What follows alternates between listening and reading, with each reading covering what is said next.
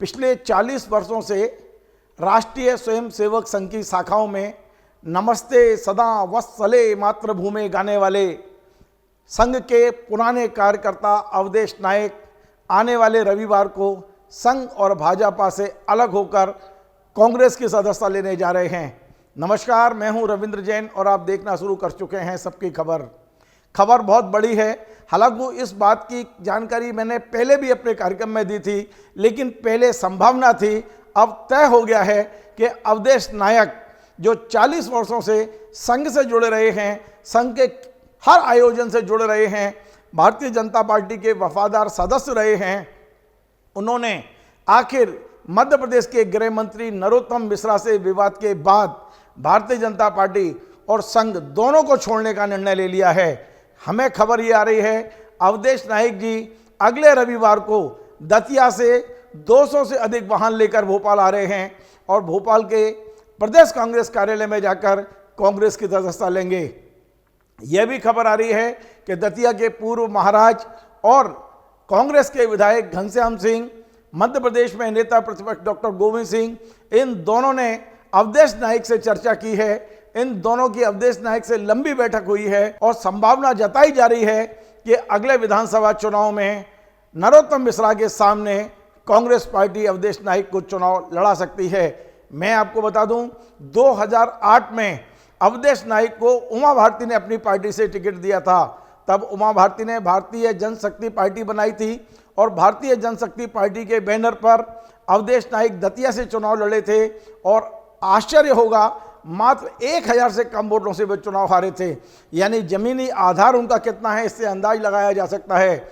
अवधेश नायक पुराने संगी हैं, अवधेश नायक भाजपा के समर्पित रहे हैं, अवधेश नायक की जड़ें बहुत गहरी हैं, लेकिन दतिया में नरोत्तम मिश्रा के आने के बाद लगातार उन्हें कमज़ोर किया जाता रहा है। लगातार उनके खिलाफ कोई ना कोई मुहिम चलती रही है, उनके समर्थकों के खिलाफ FIR की जाती रही है, उन्हें दबाया जाता रहा है और ये विवाद भोपाल भी कई बार आया, कई बार संघ कार्यालय के चौखट तक पहुंचा, लेकिन ना संघ ने इंटरफेरेंस किया, ना भाजपा ने किया और अंततः लंबी लड़ाई के बाद अवधेश नायक ने अब संघ और भाजपा को छोड़ना तय कर लिया है। अब दतिया से यही खबर है कि अवधेश नायक का काफिला रविवार को सुबह निकलेगा, दोपहर तक भोपाल पहुंचेंगे, प्रदेश कांग्रेस कार्यालय में उनकी ज्वाइनिंग होगी।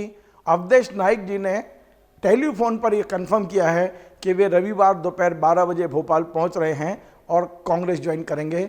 सुनिए उनसे टेलीफोन पर हुई चर्चा का ये अंश। 12 बजे पहुंचेंगे। 12 बजे ज्वाइन कर रहे हो, कांग्रेस पक्का हो गया है सर? 100%। और ज्वाइनिंग के बाद तय होगा कि क्या अवधेश नायक जीतने लायक स्थिति में हैं। यदि सर्वे रिपोर्ट में उनका नाम आता है तो कमलनाथ जी उन्हें टिकट देंगे। अब चुनाव बहुत रोचक होगा।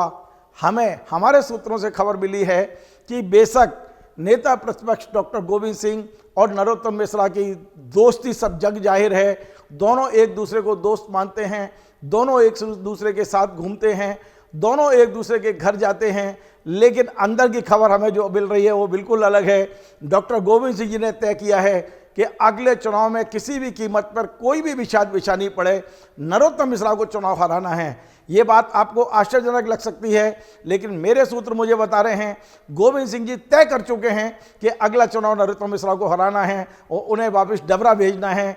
इस तरह की बात मैंने स्वयं सुनी है। डॉक्टर गोविंद सिंह जी बेशक नरोत्तम मिश्रा के घर जाते हुए देखे जाते हैं, पूरा मीडिया उनका पीछा करता है, लेकिन जिस तरह अवधेश नायक को ज्वाइन कराने में डॉक्टर गोविंद सिंह जी की भूमिका है, घनश्याम सिंह जी की भूमिका है, कमलनाथ जी ने कहीं ना कहीं इनको फ्री हैंड दिया हुआ है, इससे अंदाज लगाया जा सकता है कि अगला दतिया का जो चुनाव होगा बेहद रोचक चुनाव होगा, बेहद कठिन चुनाव होगा।